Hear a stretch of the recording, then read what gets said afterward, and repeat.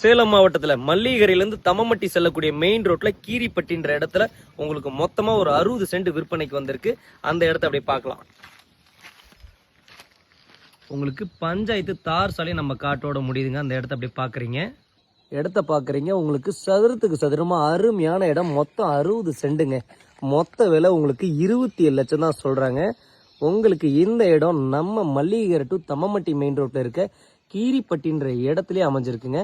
உங்களுக்கு மெயின் ரோட்ல இருந்து சரியா ஒரு 1/2 கிலோமீட்டர்ல பஞ்சாயத்து தார் சாலை வசதியில இந்த இடம் அமைஞ்சிருக்கு. இன்வெஸ்ட்மெண்ட்டுக்கு சூப்பரான இடங்க, தவற விட்டுறாதீங்க.